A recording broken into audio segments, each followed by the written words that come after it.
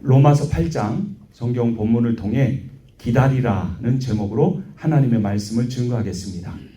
두 가지 기다림이 저의 인생에 있었습니다. 제가 아내를 34살에 만났습니다. 그래서 3월에 만나서 11월에 결혼했으니까 8개월 만에 결혼했죠. 이 짧은 연애 기간 동안에 이제 서로 만날 때 카페에서 만나려고 하면 저는 좀 일찍 가고 아내는 좀 일찍 옵니다. 그럼 제가 뭐 하겠습니까? 아내를 기다리겠죠.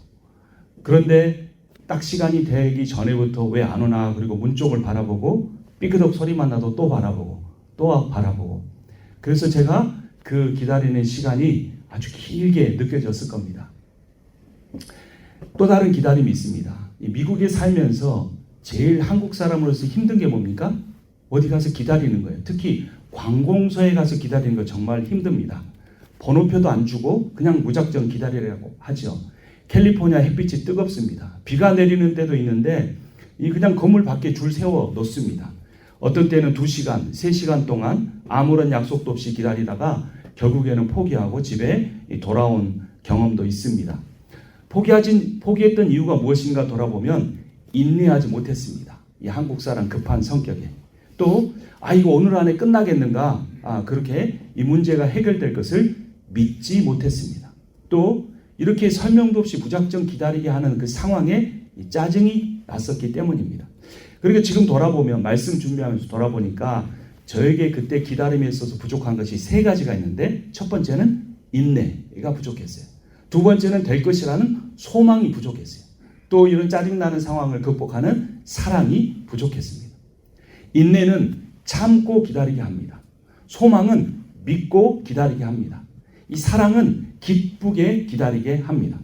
그런데 가만히 돌아보니까 이 미국 이민 생활뿐만 아니라 신앙 생활도 이 3가지가 중요한 것 같아요. 인내로 참고, 소망으로 믿고, 사랑으로 기뻐하며 기다리는 겁니다. 오늘 설교 제목이 기다리라인데 뭘 기다리는 걸까요? 첫 번째는 우리가 대림절이니까 예수 그리스도의 탄생을 기다리고 이미 오신 주님이 다시 오실 것을 우리가 기다립니다. 이때도 인내와 소망과 사랑이 필요합니다. 이 성탄절이 오기 전에 이 4주 동안 교회는 대림절을 지킵니다. 오늘이 대림절의 첫 주일이에요.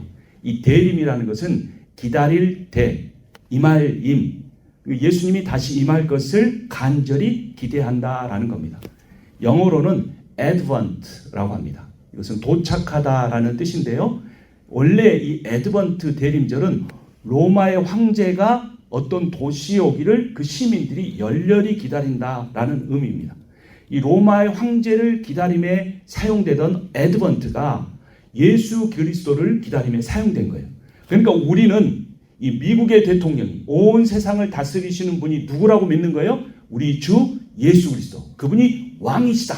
그런 마음으로 애드번트 대림절을 첫 주로 우리가 맞이합니다. 그런데 이미 오신 예수님을 우리가 왜 다시 기다려야 할까요? 그 주님이 오실 때 우리가 죄와 사망의 권세에서 완전히 해방되기 때문입니다. 인생을 살면서 신앙생활하면서 가장 힘든 게 뭡니까? 죄 문제가 극복되지 않는 거예요. 오늘도 제가 거룩한 단위에 서서 말씀을 전하지만 그런 말씀을 전할 자격이 없어요. 그래서 다시 한번 회개하고 이 자리에 서는 겁니다. 그런데 우리의 죄가 완전히 없어지는 그날은 우리 주 예수께서 다시 오시는 그날, 우리가 천국 가는 그날입니다. 그때 우리가 어떤 변화를 갖게 될지 화면에 있는 로마서 8장 21절 말씀 같이 읽겠습니다. 그 바라는 것은 피조물도 썩어짐의 종노릇한 데서 해방되어 하나님의 자녀들의 영광의 자유에 이르는 것이니라. 하나님의 자녀들이 갖는 영광은 왕의 자녀들이 누리는 영광입니다.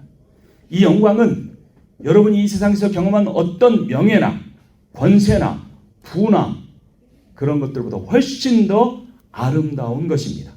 근데 누가 이 해방과 영광을 얻는가가 중요합니다. 그 바라는 것이라는 표현이 첫 번째 단어로 나와 있어요. 무엇을 바라는 것입니까? 예수 그리스도가 다시 오심을 바라는 것, 그 바라는 사람을 의미합니다. 이 바란다라는 의미는 소극적 의미가 아니에요. 적극적인 것. 간절히 바라는 거예요. 구약 성경에 보면 사슴이 시냇물을 찾기에 갈급함 같이라고 말하고 있어요. 광야에서 사슴은 물을 찾지 못하면 어떻게 됩니까? 목말라 죽어요. 죽지 않기 위해서, 살기 위해서, 내 영이 살기 위해서 우리가 주님을 간절히 기다려야 합니다. 이 바란다라는 말에 해당되는 엘피조는 확신 있는 소망으로 기다린다라는 거예요. 그럼 무엇을 기다리는 것입니까? 여러분 하이라이트 되어 있는 것을 보면 썩어짐의 종노릇한 데서 해방된다라는 거예요. 썩어짐이 뭘까요? 죽는 겁니다. 흙 속에 들어가면 우리 몸이 썩어요. 분해돼요. 그래서 사라져버린다라는 거예요. 그런데 이 썩어짐의 종노릇에서 해방되는 방법이 있는데 그것이 바로 예수 그리스도를 기다리는 겁니다. 그 예수 그리스도가 우리에게 오실 때 죄와 사망의 종된 삶에서 하나님의 자녀로 구원받는다는 의미입니다. 그러면 여러분 신앙생활하는 목적은 뭘까요? 구원받기 위함입니다. 누가 구원을 받을까요? 따라서 합니다. 회개하는 사람. 회개하는 사람이 구원을 받습니다. 여러분 예배 드리러 올 때마다 자신을 돌아봐야 돼요. 다른 게 신경 쓰지 않고 내가 거룩하신 하나님 앞에 예배 드리러 오는데 내가 회개하고 있는가를 봐야 돼요. 그러면 회개가 뭔가? 회개는 세상을 위해 살던 사람이 천국을 소망하는 사람이 되는 것이 회개입니다. 나 자신을 위해서 살던 사람이 하나님을 위해서 살기로 결정하고 이웃을 위해 살기로 결정하는 사람이 되는 것이 회개입니다. 여러분 회개해야 천국 갑니다. 이번에 한국에 가서 집회를 가서 은혜를 받고 왔는데 그 주제가 뭐냐면 불을 받으라는 거예요. 예수님께서 불을 던지러 왔기 때문에 그 불을 받으라는 것인데 무슨 불이냐면 회개의 불을 받으라는 겁니다. 은혜의 불을 받으라는 겁니다. 성령의 불을 받으라는 것입니다. 여러분 불은 어떤 역할을 합니까? 태우는 역할을 해요. 근데 그냥 태우는 게 아닙니다. 여러분 금광석을 그냥 놔두면 돌밖에 안 돼요. 근데 이거를 불로 강하게 태우면 모든 불순물이 다 사라지고 어떻게 나옵니까? 정금이 되어 나오는 겁니다. 회개의 불, 은혜의 불, 성령의 불을 받으면 내 안에 모든 죄가 다 불태워져서 사라져버리고 우리가 주님 앞에 순금과 같이 정금과 같이 서게 될 것입니다. 회개하는 사람만 천국 갑니다. 그래서 그리스도인은 어떤 사람이냐면 천국을 소망하는 사람입니다. 근데 그 천국이 왜 천국입니까? 그 천국에는 예수 그리스도가 계시기 때문에 천국이에요. 그러니까 그리스도는 어떤 사람이냐면 예수 그리스도를 갈급해하는 사람, 예수 그리스도를 기다리는 사람. 근데 그 예수님을 어떻게 기다려야 할까요? 오늘 로마서 말씀을 통해 세 가지. 첫 번째 무엇으로 기다려야 하냐면 따라서 합니다. 소망으로 기다리자. 소망으로 기다리자. 24절 말씀 화면을 보고 같이 읽습니다. 우리가 소망으로 구원을 얻었음에 보이는 소망이 아니니 보는 것을 누가 바라리요. 우리가 무엇으로 구원을 얻었다고요? 소망으로 구원을 얻었다. 소망. 신앙생활하는 데서 소망이 중요해요. 근데 어떤 소망은 소망이 아니라고요? 두 번째 줄 어떤 소망? 보이는 소망은 소망이 아니다 그랬어요. 자, 여러분은 어떤 소망을 갖고 있습니까? 그리고 그 소망이 내 눈에 보이는 것에 대한 소망이에요? 내 눈에 안 보이는 것에 대한 소망이에요? 말씀이 분명히 말하고 있잖아요. 건물, 믿는 사람의 소망이 아닙니다. 돈, 그리스도인의 소망이 될 수가 없습니다. 숫자, 이런 건 참 소망이 아니에요. 그러면 보이는 것이 아니라 어떤 소망이요? 보이지 않는 소망. 보이지 않는 소망은 무엇입니까? 사랑, 천국, 긍휼, 용서, 우리 주 예수 그리스도, 그분이 바로 우리의 소망입니다. 여러분 소망을 가지고 기다리시기를 주님의 이름으로 축원합니다. 근데 소망을 가지고 기다린다는 것은 기다린다 그러면 아무것도 하지 않고 꼼짝도 않고 그냥 의자에 앉아있는 것 이런 걸 생각하기 쉬워요. 그게 아닙니다. 하나님한테 다 맡겨놓고 난 아무것도 하지 않고 그냥 있는 것은 기다림이 아니에요.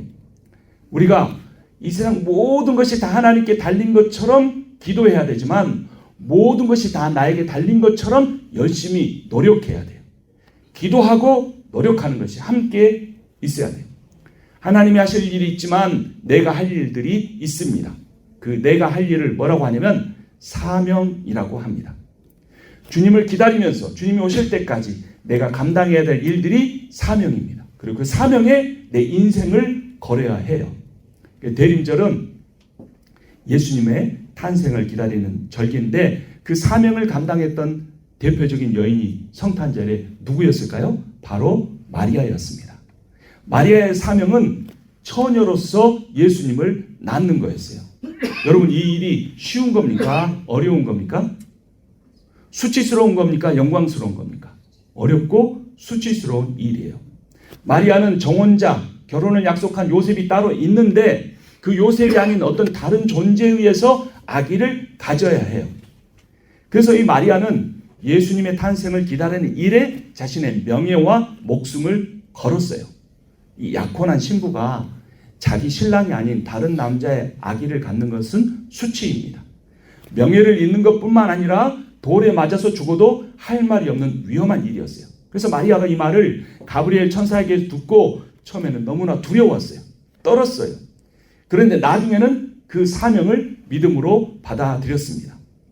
이 온 세상을 구원할 분을 출산한다는 소망이 있었기에 처녀 잉태의 위험을 감수했습니다. 그리고 10달의 기다림 끝에 아기 예수를 출산하고 성육신의 영광을 보았습니다. 여러분, 여러분의 인생에도 기다림이 있죠. 때로는 그것이 너무나 힘들고 어렵고 고단하고 나를 힘들게 할지 모릅니다. 하지만 그 기다림의 끝에는 하나님이 반드시 영광스러운 기쁨을 여러분의 삶에 부어주실 것입니다. 여러분, 하나님이 죄 지은 하와에게 어떤 고통을 주셨습니까? 출산하는 고통이 아니라 임신하는 고통을 주셨어요. 왜 임신하는 것이 고통이었을까요? 그것은 타락한 하와의 임신은 무엇을 의미하냐면 원죄를 갖고 태어나는 인류의 고통의 시작이었기 때문에 그래요. 그런데 놀랍게도 이 하와에게는 임신하는 것이 고통이었는데 마리아에게는 임신하는 것이 축복으로 바뀐 거예요. 왜냐하면 하와는 죄 지은 인간을 임신하고 낳아야 했지만 마리아는 그 죄 지은 인간을 구원할 예수 그리스도를 잉태하고 출산하는 것이었기 때문입니다. 순종한 마리아의 임신과 잉태는 인간의 우리의 모든 죄를 해방하는 구원의 역사를 이루었습니다. 하나님이 여러분 한번 생각해 보십시오. 이 온 우주 만물을 지으신 하나님이 작은 어린 소녀의 자궁에 들어가 10달을 기다리셨어요. 하나님이면 그거를 10일에 줄일 수 있지 않았을까요? 아니 10초에 줄이고 마리아의 자궁에 들어갔다 바로 나오면 더 멋있고 기적일 수 있잖아요. 근데 하나님이 그 온 우주 만물에 지으신 창조주 하나님이 그 작은 소녀의 자궁에 들어가 10달 동안 착상되고 하루하루를 기다리셨다는 겁니다. 우리를 위하여, 우리의 영광을 위하여 기다리신 겁니다. 여러분, 소망을 가지십시오. 여러분의 눈물의 기다림, 여러분의 인내의 기다림에 하나님이 분명히 하늘의 복을 부어 주실 것입니다. 두 번째, 우리가 예수님을 인내로 기다려야 합니다. 따라서 하겠습니다. 인내로 기다리자. 인내로 기다리자. 18절 말씀 같이 읽겠습니다. 생각하건대 현재의 고난은 장차 우리에게 나타날 영광과 비교할 수 없도다. 여러분, 여러분의 인생에 고난이 있습니까? 없습니까? 고난이 있습니다. 내가 믿는 사람인데 제가 목사인데 내 인생에 고난이 있을까? 내가 믿음이 없기 때문이 아닐까? 그렇지 않습니다. 고난이 없으면 그 사람이 믿음이 없는 거예요. 믿음이 있는 사람, 말씀대로 살려는 사람의 인생에는 반드시 고난이 있습니다. 근데 중요한 것은 이 지금 내가 받고 있는 고난이 앞으로 내게 올 영광과 비교할 수 없다. 그러니까 현재의 고난보다 내가 앞으로 받을 영광이 훨씬 더 크고 위대하고 아름답다라는 겁니다. 여러분, 기다림에는 고난이 따릅니다. 고난을 견뎌야 기다림이 완성됩니다. 그래서 이 고난과 영광은 하나입니다. 고난은 잠깐이지만 영광은 영원합니다. 현재의 고난이 미래의 영광이 될 것입니다. 여러분의 인생도 지금은 힘들지만 반드시 좋아질 것입니다. 여러분, 믿음을 가지세요. 제가 한번 다시 말씀드릴 테니까 크게 아멘 하세요. 지금은 여러분의 인생이 힘들지만 앞으로 반드시 좋아질 것입니다. 아멘. 아멘. 믿는 자에게 반드시 그 일이 일어납니다. 우리 교회가 지금은 작지만 하나님께서 참 구원에 목마른 사람들을 불러주시고 그 사람들로 부흥하게 하여 주실 것입니다. 근데 그 과정 중에 뭐가 필요하냐면 인내가 필요해요. 기다림이 필요해요. 그리고 기다림으로 인하여서 내가 겪을 고난이 필요하다는 거예요. 근데 내가 고난을 하나 받으면 영광은 10개요, 100개요, 1000개가 된다는 겁니다. 25절 말씀 같이 읽겠습니다. 우리가 어떻게 기다려야 되는지 25절 같이 읽습니다. 만일 우리가 보지 못하는 것을 바라면 참음으로 기다릴지니라. 자, 우리는 보는 것을 기다려요? 보지 못하는 걸 기다려요? 보지 못하는 걸 기다려요. 그러니까 보지 못하는 걸 기다리니까 답답해요. 안 보이니까. 내 손에 안 쥐어졌으니까. 그리고 눈에 보이지 않는 사랑과 긍휼과 예수 그리스도를 기다리니까 어떻게 기다려야 한다고요? 참음으로 기다려요. 참을성이 있어야 돼요. 참고 기다리는 사람, 그 사람에게 하늘의 복이 임할 것입니다. 참고 한 번 더 참고 또 참고 견뎌야 합니다. 마리아가 아들 예수님을 가나 혼인잔치에 초대했어요. 포도주가 다 떨어졌어요. 큰일 난 거잖아요. 그래서 마리아가 예수님한테 이 말을 했더니 예수님이 뭐라고 하셨어요?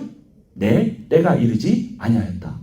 말하자마자 그 물을 포도주로 바꿨으면 얼마나 좋았겠어요. 근데 마리아는 예수님 말씀을 듣고 기다렸습니다. 그랬더니 하나님의 때가 됐을 때 물이 포도주로 바뀌어졌습니다. 여러분, 믿음은 뭐냐면요. 여러분 잘 들어보세요. 믿음은 나의 때를 내려놓고 하나님의 때를 받아들이는 겁니다. 사실 1분도 안 지났어요. 그런데 왜 마리아한테 기다리라고 하나님의 때가 이르지 않았다고 했겠어요? 마리아로 하여금 이 물을 포도주로 바꾸는 것이 하나님의 권세에 있다는 것을 믿게 했고, 마리아는 그 말을 듣자마자 하인들한테 저분이 무슨 말씀을 하든지 그대로 해라 라고 했던 거예요. 그러니까 나의 때를 내려놓고 하나님의 때가 내게 이루어지게 하려면 어떻게 해야 돼요? 내가 믿으면 돼요. 내가 믿으면 하나님이 내 가정에, 내 자녀에게, 우리의 교회에, 내 인생에 하나님의 때를 이루어질 것을 믿으면 하나님의 때가 우리에게 곧 임할 것입니다. 아브라함은 자식을 낳을 때까지 하나님 말씀 듣고 갈대아우를 떠났는데 35년을 기다려야 했어요. 모세는 광야에 가서 양치기로 살다가 이스라엘의 지도자로 세움받기 위해서 40년을 기다려야 했어요. 이스라엘은 바벨론에서 멸망해서 다시 돌아올 때까지 70년을 기다려야 했어요. 여러분, 하나님의 일은 기다림이 없이는, 기다림의 수고와 인내가 없이는 절대로 이루어지지 않습니다. 여러분, 조급해하지 마세요. 서두르지 않아도 인생의 끝은 금방 옵니다. 당장 어떤 일이 지체되면 마음이 조급해지죠. 근데 그 잠깐의 지체가 생명을 구원하기도 합니다. 여러분, 뉴욕에서 9.11 때 어떤 일이 일어났습니까? 뉴욕 가장 대표적인 세계 무역센터 쌍둥이 빌딩이 폭파되었어요. 근데 그 근무한 사람들 중에 살아난 사람들이 있습니다. 근데 그 사람도 어떤 사람이냐면 그 사람들은 다 운이 나빠서 자기가 하던 일이 지체됐던 사람들이에요. 한 사업가는 하필 그날이 아들의 유치원 첫 등교날이라 아이를 데려다 주느라 회사에 늦어서 살아남았어요. 어떤 여성은 이상하게도 평소에 잘 울리던 알람이 안 울려서 늦잠을 자는 바람에 살아났어요. 어떤 사람은 짜증나게도 교통체증에 걸려서 회사에 늦어서 살아남았어요. 어떤 사람은 매번 잘 타던 버스를 그날따라 놓쳐서 살아남았고, 다른 이는 옆자리에 앉은 사람이 커피를 쏟아서 옷을 갈아입는 불행 때문에 회사에 늦어서 살아남았어요. 어떤 사람은 자동차 시동이 걸리지 않아서 못 간 사람이 있었고, 집에 전화가 벨이 울려서 되돌아갔던 사람도 있었어요. 어떤 부모는 아이가 그날따라 유난히 느리게 학교 준비를 해서 지각했고, 어떤 남성은 택시를 잡지 못해 결국 회사에 가지 못했어요. 그날 그들의 인생에 일어난 일은 짧게 보면 불운이었어요. 짜증나는 일이었어요. 기다려야 하는 일이었어요. 근데 그것 때문에 그들은 목숨을 구원받을 수가 있었던 겁니다. 여러분, 인생은, 사람들은 참 어리석어요. 바로 코앞만 생각해요. 당장 안 되면 안 좋을 구절이에요. 근데 그 일이 잘 안 됐기 때문에 내가 오늘 아직도 목숨이 붙어 있어서 이날 오늘 예배 자리에 나오는지도 모르는 겁니다. 내 때를 내려놓고 하나님의 때를 바라보아야 해요. 요즘 시대는 결혼이 많이 늦어지잖아요. 그렇죠? 그럼 부모 입장이 조급해요. 아이를 재촉합니다. 또 결혼하면 아이를 잘 안 낳거나 못 낳아서 또 재촉해요. 하지만 이런 모든 일에도 우리가 기다림이 필요합니다. 대학 가기도 힘든데 취직하기에는 더 힘든 시대가 됐습니다. 그래도 우리는 자녀들의 그런 삶을 기다려줘야 돼요. 내 인생에 대해서도 믿고 기다려줘야 돼요. 하나님이 너와 함께 계셔. 넌 반드시 잘 될 거야. 내가 너를 위해 기도하고 있어. 이런 말을 해주는 그런 인내로 기다리는, 참음으로 기다리는 부모의 믿음이 필요해요. 이민자는 영주권이나 시민권을 받기 위해서 기다릴 때 어떤 때는 한 달이 1년처럼 느껴지기도 합니다. 그러나 여러분 참음으로 기다리십시오. 세상의 시계를 보지 말고 주님의 시계를 기도함으로써 보시기 바랍니다. 시간에 두 가지가 있어요. 하나는 크로노스의 시간이고 하나는 카이로스의 시간이에요. 크로노스는 수학적인 시간이고 카이로스는 의미 있는 하나님의 시간입니다. 우리가 크로노스의 물리적인 시간 계산에서 벗어날 때 카이로스의 하나님의 영적인 순간이 찾아옵니다. 차에 갇혀 길이 막혀 모임 시간에 늦었을 때, 엘리베이터를 놓쳤을 때, 뭔가를 깜빡하고 되돌아가야 할 때, 아침에 시간들이 계획대로 풀리지 않을 때 영적인 시간 카이로스를 기억하시기 바랍니다. 몸이 아파서 괴로울 때, 인간관계 때문에 힘들 때, 내 삶이 내 뜻대로 되는 것이 하나도 없어서 너무나 괴로울 때 하나님이 더 좋은 것을 준비하고 계시는 것을 믿고 하나님의 때를 기다리시기 바랍니다. 제가 죽음의 위기를 겪은 적이 있습니다. 하나님께서 그때 극적으로 제게 역사하심을 경험했습니다. 미국 펜실베니아 주에서 도로를 운전하던 중에 큰 트럭과 부딪힐 뻔했어요. 비가 억수로 쏟아지고 있었습니다. 제 오른쪽 차선에 큰 트럭이 있었습니다.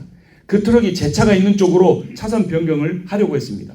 근데 제 왼쪽에는 그 중앙 분리대가 가로막고 있었습니다. 트럭 운전수는 비가 많이 오고 한밤중이나 어두운 상황에서 제 차를 보지 못했습니다. 그래서 그 트럭의 머리 부분부터 제 차 앞을 가로막으면서 들어왔어요. 제가 그 트럭을 추월해서 나가기에는 이미 늦었어요. 제가 할 수 있는 것은 빨리 속도를 줄여서 트럭 뒤로 빠지는 것뿐이었어요. 근데 빗길에 브레이크를 너무 세게 밟으면 차가 도로에서 미끄러지거나 뒤집어질 수도 있었습니다. 저는 재빨리 그러나 너무 세지 않게 서너 차례 브레이크를 밟았습니다. 그 순간에 하나님께 간절히 기도했습니다. 하나님, 저를 구원해 주십시오. 짧은 순간이었지만 0.5초도 안 되는 순간이었지만 긴박한 상황이고 위험한 순간이었지만 하나님께서 저를 구해 주셨습니다. 저는 그 사건 이후로 저의 남은 인생은 덤이라고 생각합니다. 근데 그전에도 생각해 보면요, 바다에 갔다가 물에 빠져서 죽을 그런 상황 속에서 어떤 사람이 와서 구해준 적도 있었고 그런 위기의 순간들이 참 많았습니다. 여러분, 하나님은 여러분을 사랑하십니다. 제가 이 눈에 하나 스티커를 붙이고 있는데요. 그래서 눈 깜빡할 때마다 신경이 쓰여요. 근데 하나님은 여러분을 어떻게 지켜주시는 줄 아십니까? 눈동자처럼 지켜주십니다. 제 의지와 상관없이 눈을 계속 깜빡거려요. 왜냐하면 눈동자가 제일 중요하니까. 0.1초도 안 되는 순간에 깜빡깜빡 하듯이 하나님은 여러분을 계속 지켜보시고 함께 하시고 여러분의 생명을 지켜주시고 보호해 주시는 분이십니다. 그래서 여러분, 기다림을 조급해하지 마시고 참음으로 기다리시면 하나님께서 여러분이 기대한 것보다 훨씬 더 좋은 복을 허락해 주실 것입니다. 아멘. 마지막 세 번째, 어떻게 기다려야 되는가? 사랑으로 기다려야 합니다. 28절 말씀 함께 읽겠습니다.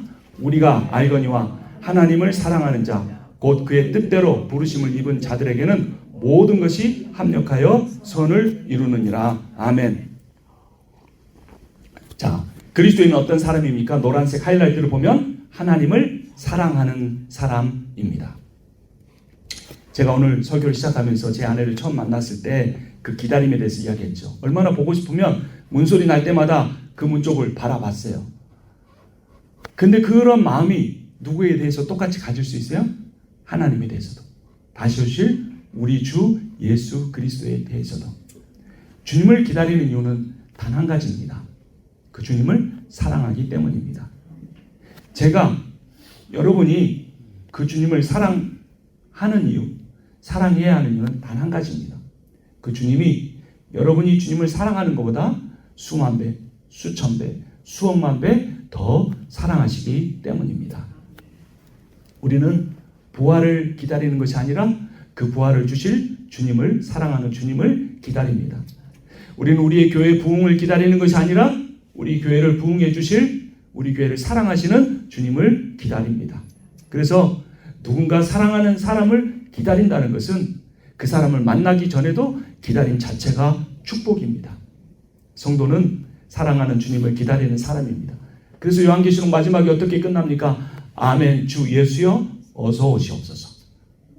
우리가 세상에서 무엇을 이루는 그 사명도 중요하지만 그 사명을 감당해야 되는 이유도 바로 그것입니다. 우리 주님을 만나기 원하는 그 마음 때문입니다. 근데 그렇게 주님을 간절히, 주님의 다시 오심을 기다리는 사람의 인생에는 이미 주님이 성령을 통해서 함께 계세요. 그러니까 그 기다림의 순간에도 그 놀라운 하나님의 영의 역사로 그 주님과 동행하면서 살 수 있는 겁니다. 시편 27편 14절 이렇게 말합니다. 너는 주님을 기다려라. 강하고 담대하게 주님을 기다려라.